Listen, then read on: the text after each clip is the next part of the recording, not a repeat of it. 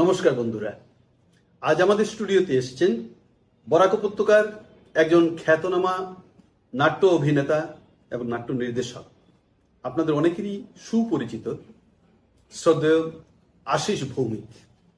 নমস্কার। নমস্কার। আচ্ছা আশিস দা, আপনার অভিনয় জগতে কবে প্রথম আসা হয়? নাটক জগতে আসা সেই অর্থে বলতে গেলে প্রথম মঞ্চে ওঠা সেটা একটা ইন্টারেস্টিং ব্যাপার আছে। ব্যাপারটা এরকম, আমার বর্দি আমার থেকে 18 বছরের বড়। আমার বর্দি তখন রবীন্দ্রনাথের উপরে কোনো একটা নৃত্যনাট্য জাতীয় কিছু একটা করছিলেন। আমি স্কুলে ভর্তি হইনি, মানে পাঠশালায় ভর্তি হইনি। আমার বর্দির সঙ্গে খুব একটা ইয়ে ছিল, বর্দির সঙ্গে খেতাম, বর্দির সঙ্গে ঘুমাতাম, বর্দি আমাকে খুব লুক আফটার করতো। তখন বর্দি ওই প্রোগ্রামটা করছে আর আমি বর্দিকে স্টেজে উঠতে দিচ্ছি না, ওইটা খালি মনে আছে। তারপর বর্দি আমাকে কি কি পড়িয়ে ওদের সঙ্গে আমাকে স্টেজে উঠিয়ে দিয়েছে। This is the first entry in my stage. Highly interesting.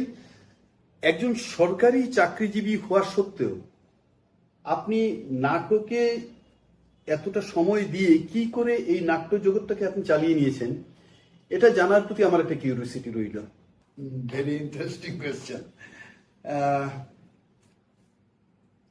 দেখুন, আমি একটা জিনিস বিশ্বাস করি, আপনি যদি কোনো কিছুকে মন থেকে ভালোবাসেন আর আপনার যে বলে লাগান, আপনার যদি সেটা থাকে, কোনো না কোনোভাবে এখান থেকে রাস্তা বেরিয়ে যায়। আর আমার একটা ইন্টারেস্টিং ব্যাপার হলো, আমি যে ডিপার্টমেন্টে চাকরি করতাম, এই ডিপার্টমেন্টটা কালচারালি প্রচণ্ড এনরিচড। আচ্ছা। যেমন ওই ডিপার্টমেন্টেই আব্দুল মজিদ, নাম শুনেছেন কিনা জানি না, চাম্মিলি ম্যাম সাহেবের ডাইরেক্টর ছিলেন। উনি প্রচুর নাটক লিখেছেন। তারপর ইন্দ্রবানিয়া, হালদিয়া সরায় বাও ধান খায়, একটা নাটক কান ফিল্ম ফেস্টিভ্যালে বেস্ট ফিল্ম এবং বেস্ট অ্যাক্টর হয়েছিলেন। তারপর ওই শম্ভুগুপ্ত, উনিও 3-4টা ফিল্ম করেছিলেন এসএমএস। এই ধরনের লেজেন্ডরা আমাদের ডিপার্টমেন্টে ছিল, এবং যার ধরুন আমার চাকরিতে ঢোকার কিছুদিনের মধ্যে এদের সঙ্গে আমার পরিচয় ঘটে, এবং ডিপার্টমেন্টে আমার একটা কালচারাল কালচারাল একজন লোক হিসাবে, নাটকের একজন মানুষ হিসাবে আমার একটা জায়গা হয়ে গিয়েছিল, এবং সবাই আমাকে ভালোবাসতো এবং আমাকে এই প্রিভিলেজগুলো দিত তারা। আচ্ছা, এটা আপনার খুব সাপোর্টিভ হিসেবে ছিল। তবুও রেভিনিউ সেকশনে কাজ করার দরুন অনেক সময় কি হতো, যখন টিভিতে তখন হাসতে খুব চলতো, টেলিফিল্ম চলতো, রেডিওতে নাটক করতাম প্রচুর, এভরি 3 মান্থসে একটা নাটক করতাম। তো টিভিতে যখন নাটক করতাম তখন ওই কি হতো, ওই শুটিং শেষ হতো 5টা 6টা, বা ওই অফিসে ব্যাক করতে করতে 7টা। কিছু আমাদের অ্যালোটেড জব ছিল রেভিনিউতে, কারণ পাবলিক অ্যাটাচমেন্ট, তো ওইখানে এগুলি অ্যাভয়েড করার উপায় নেই। তখন এসে অফিসে আমার ওই সেই 7টার সময় ঢুকলাম, কোনোদিন 8টা 9টা 9:30 অবধিও কখনো কখনো আমি অফিসে কাজ করেছি ওই কাভার আপের জন্য। আর এছাড়া ডিপার্টমেন্ট থেকে আমাকে বেশ সম্মানের সঙ্গে আমাকে ওই রাস্তাটা করে দিত ওরা। একজন সফল নাট্য অভিনেতার অনেক গুণাবলীর মধ্যে আপনি কোনটিকে সবচেয়ে বেশি প্রাধান্য দেন একজন নাট্য নির্দেশক কিংবা নাট্য অভিনেতা হিসাবে? প্রশ্নটা খুব সুন্দর। ব্যাপারটা হলো কি, আমি বলি আপনাকে, আপনি যে বললেন কোন জিনিসটাকে বেশি প্রাধান্য দেব, টোটাল একজন নাট্য পরিচালক, তো নাট্য পরিচালক হতে গেলে, একটা নাটকের সাকসেসকে টেনে নিয়ে যেতে গেলে তার অনেকগুলি গুণ মাস্ট, কোনোটা হয়তো কম, কোনোটা বেশি। আপনাকে যদি একটা একটা করে বলি, আমি একটা ভালো গল্প নির্বাচন, তার উপরে নাট্যরূপ করা। যারা স্ক্রিপ্টেড নাটক করেন বা যারা যে সমস্ত নাটক লেখেন, মনোজ মিত্র আমার জীবনের শ্রেষ্ঠ নাট্যকার, মনোজ মিত্র, তারপর মোহিত চট্টোপাধ্যায়, পরবর্তী সময়ে রাধারমন ঘোষ, যাদের নাটক করে আমি বড় হয়েছি, সেই সব লোকেদের নাটকগুলি মঞ্চায়ন করতে গেলে সবচেয়ে বড় জিনিস কি, আমরা প্রথমে থেকে একটা স্টেজ, একটা মঞ্চ চাই। মঞ্চতে কি কি জিনিস ডিমান্ড করে, ভালো অভিনয়, ভালো গল্প, ভালো স্ক্রিপ্ট, তারপর মিউজিক। আমার এক গুরুদেব, নাটকের গুরুদেব, আমি অনুপ দাসকে আমার নাটকের গুরুদেব হিসেবে মানি, আরও অনেকে এসছেন আমার জীবনে। তো শ্রদ্ধ অনুপ দাস স্টেট ব্যাংকে কাজ করতেন, আমার গুরুদেব। আমি যা কিছু শিখেছি ওনার কাছ থেকে শিখেছি। সময়, কাল, পাত্র, এই তিনটা জিনিস খুব বারবার বলতেন। সময়, কাল, পাত্র। হিস্ট্রিটা কি বলছে, সময়টা, ওই সময়ে যে জায়গার উপরে নাটকটা হচ্ছে, যে গল্পের উপরে নাটকটা হচ্ছে, তখনকার চরিত্রগুলি কি আশেপাশে, ওদের জীবনযাত্রা, ওদের চালচলন, সবকিছু মিলিয়ে ওই জায়গার পরিবেশকে একদম জীবন্ত করে তোলার জন্য যা যা করার দরকার ওইগুলি জানতে হবে, করতে হবে। আপনি 70 দশক থেকে বরাক উপত্যকার নাট্যমঞ্চে ধাপটের সঙ্গে অভিনয় করে বেড়াচ্ছেন এবং একজন নাট্য অভিনেতা এবং নির্দেশক হিসাবে একাল এবং সেকালের মধ্যে পার্থক্যটুকু আপনি কি দেখতে পাচ্ছেন? একটা কথা কি জানেন, আমরা এই শহরে প্রথম নাটক শুরু হয় তারাপুর, আপনার RNS, জানেন বোধহয় ব্যাপারটা। কলকাতা থেকে কিছু লোক এসেছিল, ওরা চাকরি করতো, সেই সুবাদে ওরা ওইখানে প্রথম নাটক প্রসিনিয়াম থিয়েটার স্টার্ট করে।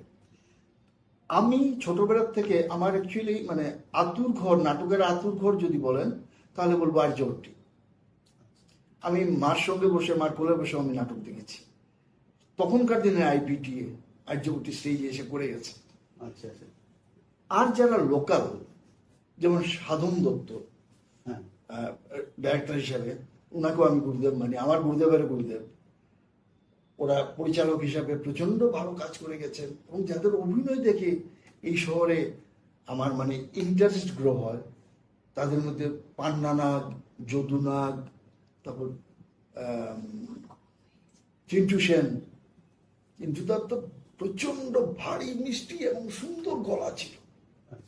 এত ভালো গলা রেডিওতে খুব কম এসছে। এই ধরনের কিছু, তারপর ওই গলা ভালো ছিল আমাদের পলু বিশ্বাস, পলুদা, দিলুদা। একটা ডিকশনারি বলতাম আমরা উচ্চারণের জায়গাটা, যেটা বরাক ভ্যালিতে খুব কম লোক জানে। এরকম উচ্চারণ কিভাবে উচ্চারণ করতে হয়, কোন জায়গাতে কি করলে পরে প্রপার উচ্চারণটা বেরিয়ে আসে।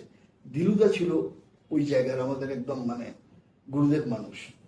এইরকম মহাদেব বণিক, মহাদেবদা, অ্যাকচুয়ালি পরবর্তী সময়ে ওই যে নাটক দেখে দেখে নাটক শেখা, নাটক করা, তার পরবর্তী সময়ে আমি জানি না, অন্যের কথা অন্য অনেকে হয়তো স্বীকার করেন কি করেন না আমি জানি না, তবে আমি স্বীকার করতাম শিলচর টাউনে বরাক উপত্যকা বিশেষ করে আমরা যখন 9-10 পড়ি, মেট্রিক পাস করে ফেলেছি, কলেজে যাচ্ছি, তো মহাদেব দা, অন্যের কথা জানি না, আমার কথা বলছি, আমার কাছে একটা উত্তম কুমারের মতো একটা ফিগার দাঁড়িয়েছিল।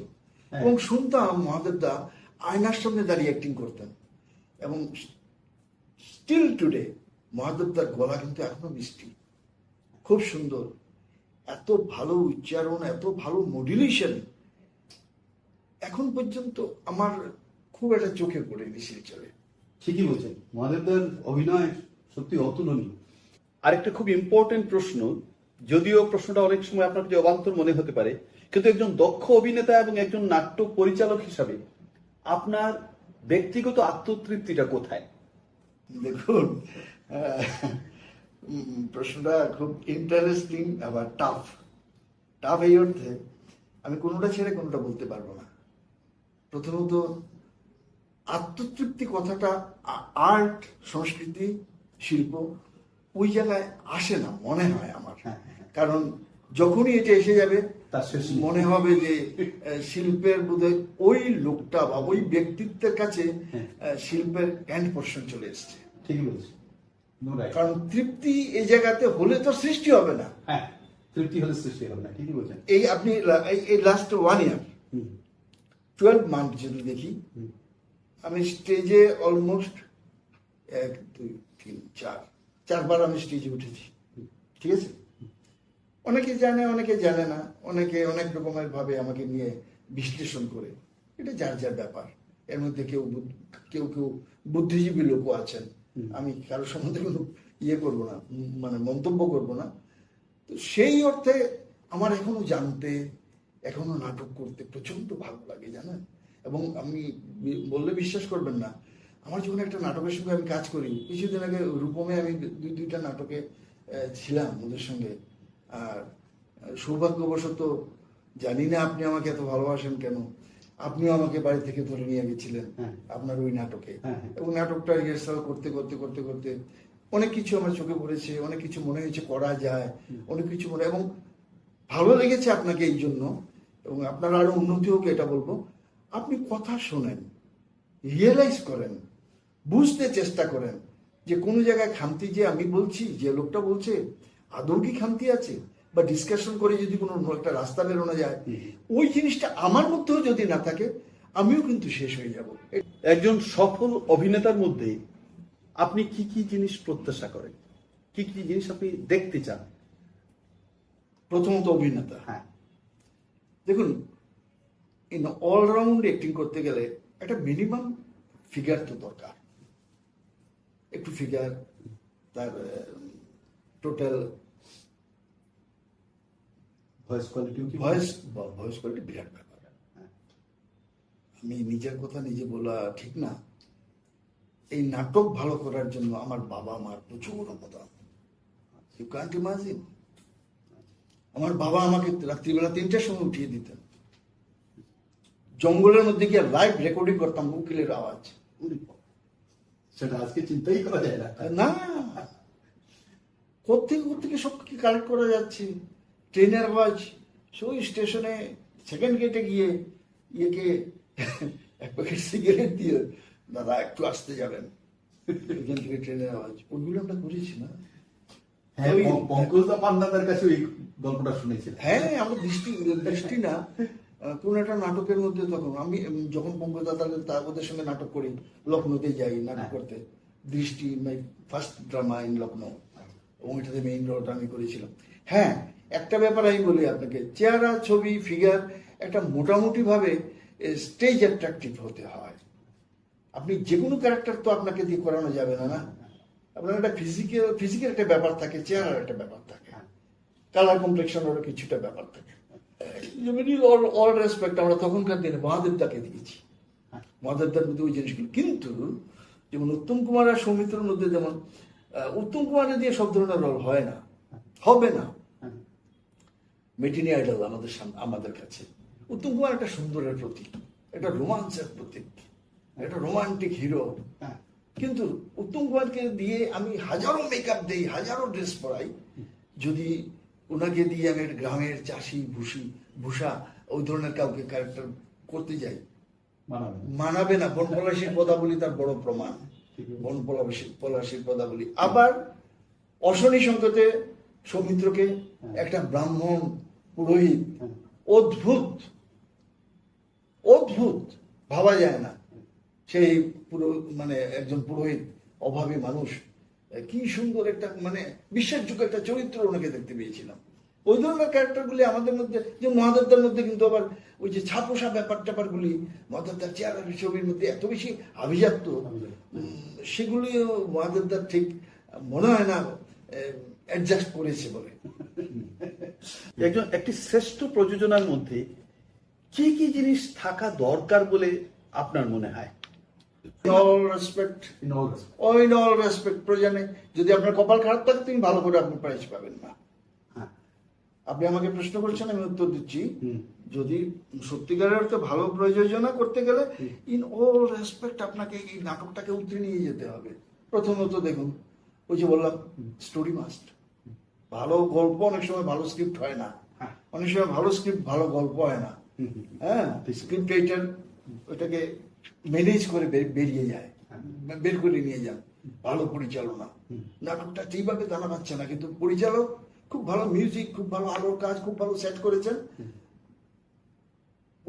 যারা বিচারক বা দর্শক, তারা ওই জায়গাটাতে বসতে বসতে নাটকটাই তখন তুবড়ির মতো বেরিয়ে গেল।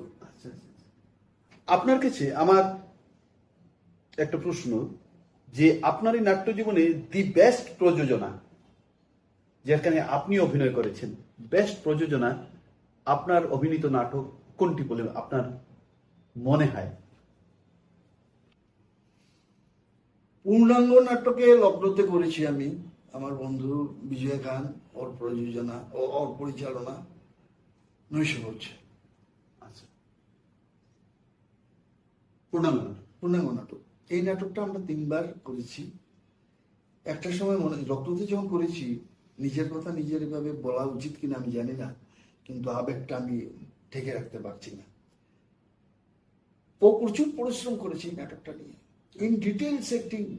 বিজয় প্রত্যেকটা আর্টিস্টকে দেখিয়ে দিত। আমরা যদিও অভিজ্ঞ, তার থেকে অনেক বেশি কাজ আমি করেছি জীবনে, কিন্তু ওর মধ্যে সূক্ষ্মতা প্রচুর ছিল। এই নাটকটা ওর দেখা এবং নাটকটা ভালো লেগেছে। এবং লগ্নতে যখন করেছি, আমার মনে হয়নি আমি ওই নাটকটা করেছি, মানে ওই নাটকটাতে অ্যাক্টিং করেছি বলে। আপনি একদম ঢুকে গেছিলেন চরিত্রের মধ্যে একদম নাভির থেকে, যে ব্রহ্মনাথ বলে, সেখান থেকে ডেলিভারি, গলার থেকে, মস্তিষ্ক থেকে, মানে অবগাহন করা যাকে বলে, আমি চরিত্রটাকে অবগাহন করে ফেলেছিলাম ওই নাটকে। এবং প্রত্যেকটা ক্যারেক্টারাইজেশন অফ দিস ড্রামা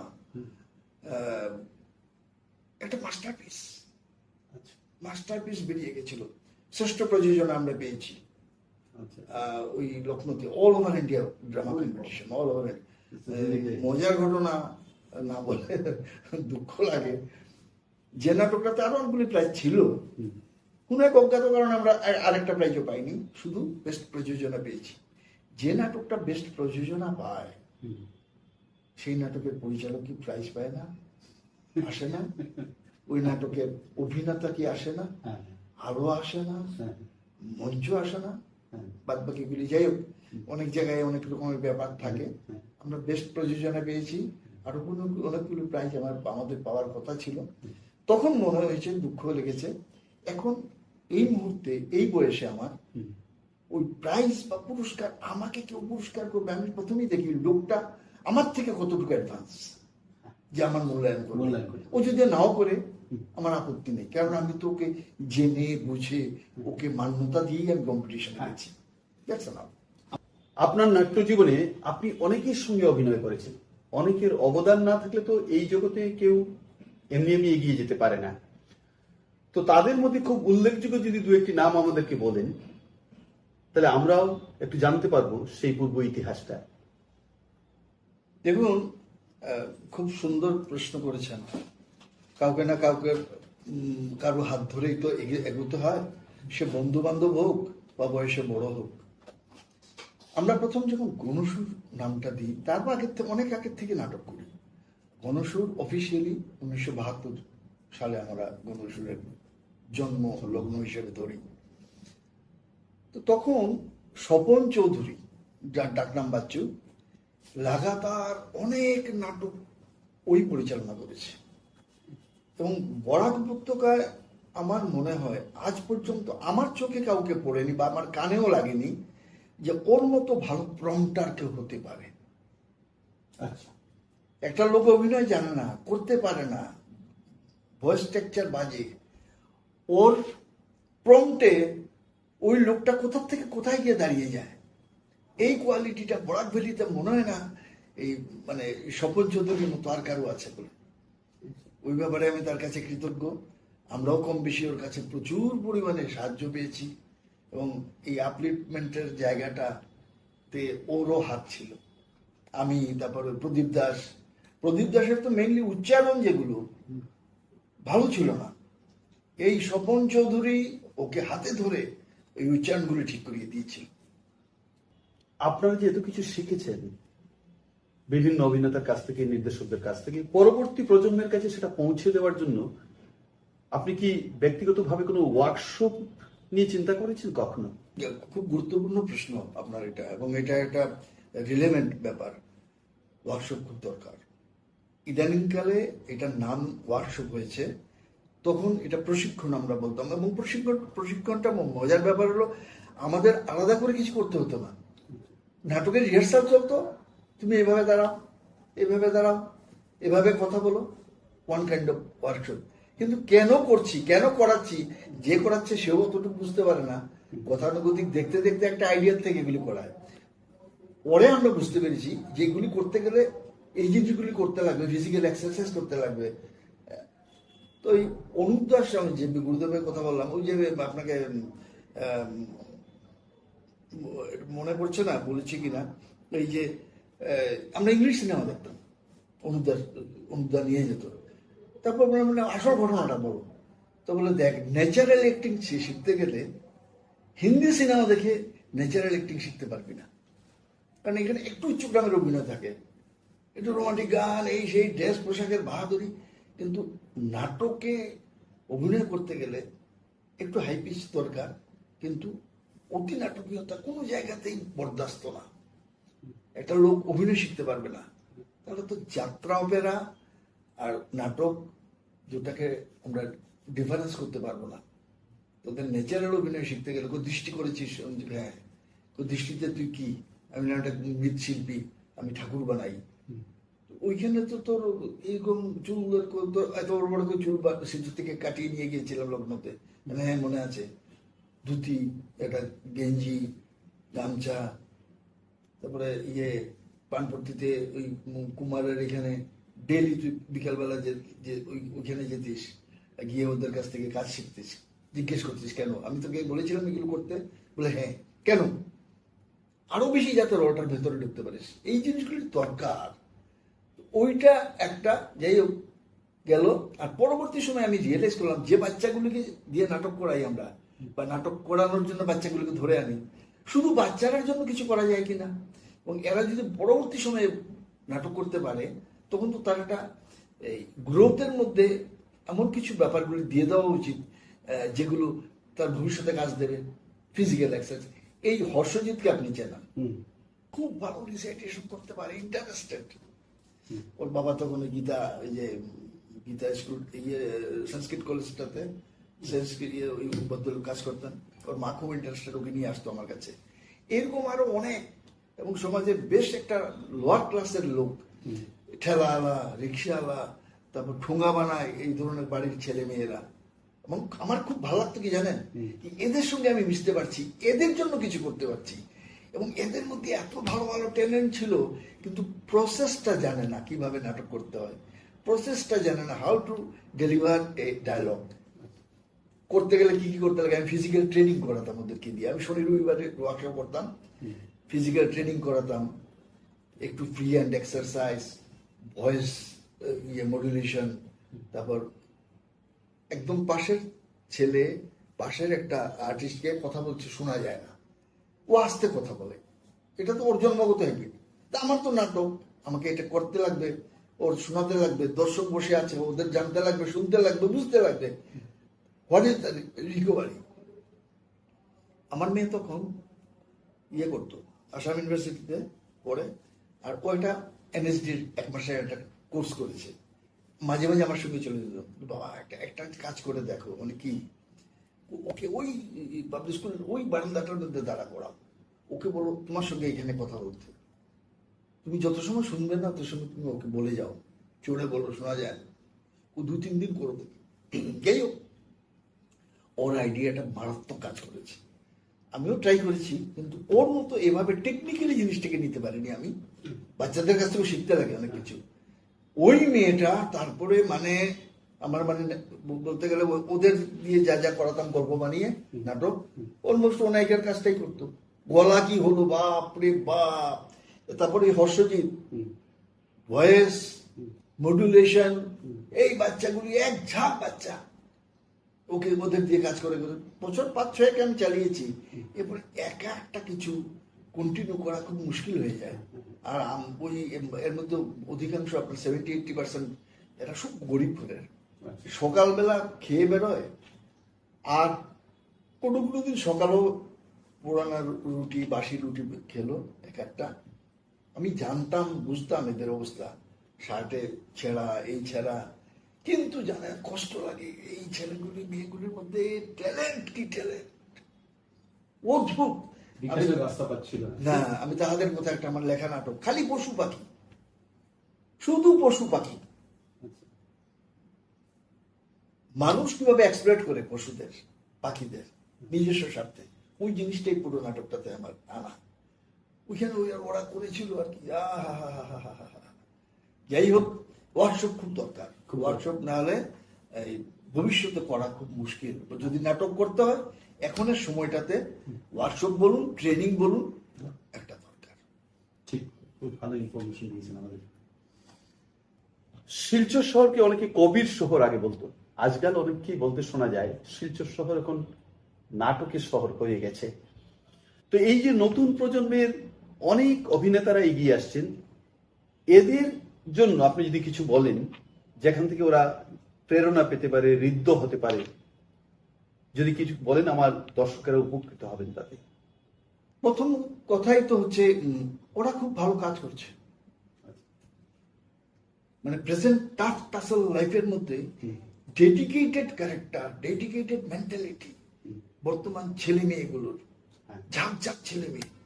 এবং এর কৃতিত্ব আমি দুইটা লোককে বেশি করে দেব, শায়ানকে আর ইয়েকে, ইন্দ্রনীলকে। এবং ওরা মাঝে মাঝে ওয়ার্কশপও করায়। এবং সবচেয়ে বড় কথা, প্রচুর ছেলে মেয়েকে কাজ দিচ্ছে, কাজ করাচ্ছে। ওরা ইন্টারেস্টেড এবং শুনতে ভালো লাগে। যে জিনিসটা আমি বিশ্বাস করি বা আমি এখনো মানি, যেমন এবারের নাটকটা আমরা যেমন প্রথমবার করি, আমরা রিহার্সাল করতাম সকাল 5টার সময়। সকাল 5টার থেকে 7টার মধ্যে রিহার্সাল শেষ, ওইটাই টাইম। তো আমি মেহেরপুর থেকে আসতাম পাবলিক স্কুলে। তখন এখনের মতো স্কুলে এসব ঝামেলা ছিল না, যে টাকা দিতে লাগে বা ইয়ে করতে লাগে। যাই হোক, আমরা করতাম। ওরাও শুনেছি আর্লি মর্নিং এ ওরা রিহার্সাল করে গেলে শায়ানেরা। তার মধ্যে একটা পর একটা প্রোডাকশন দিচ্ছে, ডাইরেকশনের কাজ শায়ানের তো খুবই ভালো।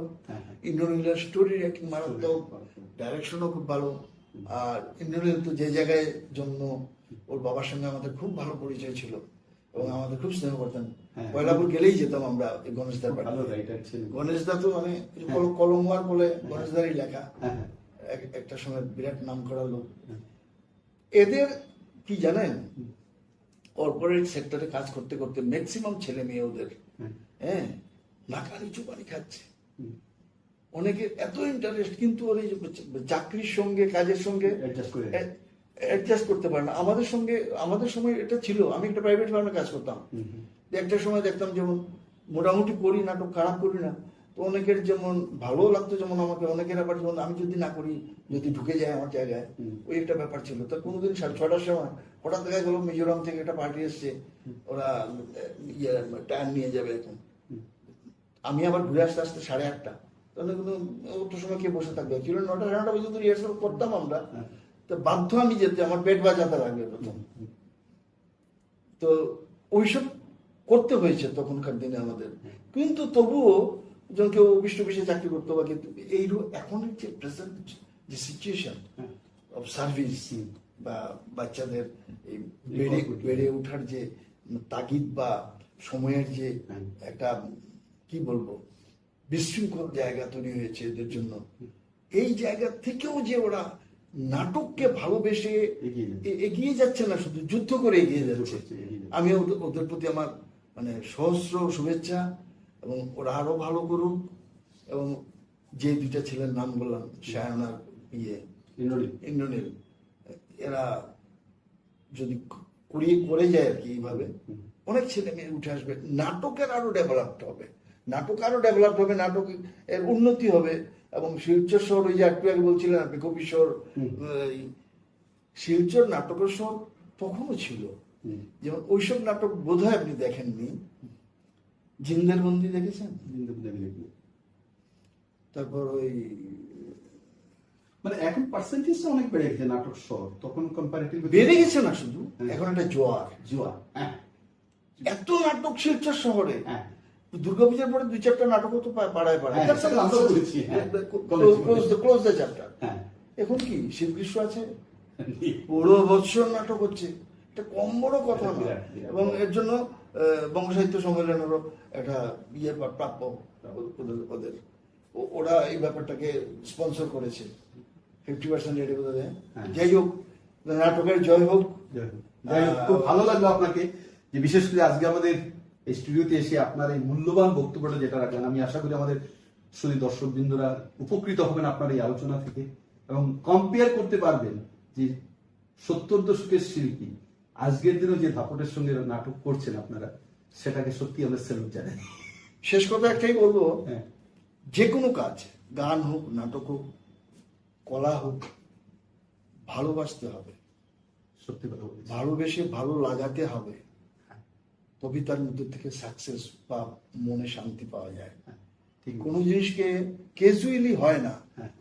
আপনিও খেয়াল করেছেন বোধহয়, হ্যাঁ। আপনার নাটকের রিহার্সাল যখন আমি করি, মানে ওদেরকে দিয়ে করাতাম, হ্যাঁ, প্রফেশনাল শুড বি প্রফেশনাল, এই ওয়ার্ডটা আমার খুব চলছে। হ্যাঁ। এটা কার কাছ থেকে শিখেছি জানেন? হ্যাঁ। গুরু মুকুন্দ দাস ভট্টাচার্য। ও আচ্ছা আচ্ছা আচ্ছা। প্রফেশনাল কথার অর্থ কিন্তু মাস শেষ হলে পয়সা পাওয়া না। পয়সা পাওয়া যেটা এলো কমার্শিয়াল। আর প্রফেশনালি হলো 10টা-5টা যে কাজ করি আমি, আমার উপর অনেকটা সার্কেল ডিপেন্ডেন্ট, অনেকটা জব ডিপেন্ডেন্ট, অনেক কিছু ডিপেন্ডেন্ট। সুতরাং আমি একটু মিস করলে পুরো জায়গাটা ঠপ হয়ে যেতে পারে। সুতরাং আর না হলে ওই জায়গা থেকে উত্তরানো তো দূরের কথা, বেরোনোই সম্ভব হবে না। এর জন্য প্রফেশনালি মাইন্ডসেট রাখতে লাগবে। আমি যে করছি, হ্যাঁ করে চলে গেলাম, no no no, not that, not that. করো, প্রফেশনালি করো। যে আমার এটা দেখার জন্য লোক আসবে, লোককে ডেকে নিয়ে আসবো, I have no right to do this. যে মানুষ এলো, নাটক দেখলো, না ভালো লাগে না, না ভালো কেন ভালো লাগে না বলবে কেন? তুমি ভালো লাগার কাজ করো, চেষ্টা করো। 100 জনের মধ্যে 10 জনে তো ফেল করবে, 90 জনের তো পাস করতে লাগবে। আমার যদি অ্যাটিটিউড আগে সারেন্ডারিং থাকে, আমি ভালো করবো কি করে? ওকে, নমস্কার। ধন্যবাদ আশিস দা, আপনার এই মূল্যবান সময়টুকু আমাদেরকে দেওয়াতে আমরা এবং আমাদের দর্শকেরা অনেকেই আমরা উপকৃত হলাম। আমাদের এই ভিডিওটা যদি ভালো লেগে থেকে থাকে তাহলে আমাদের চ্যানেল দৃষ্টিকোণকে ফলো করুন। নমস্কার।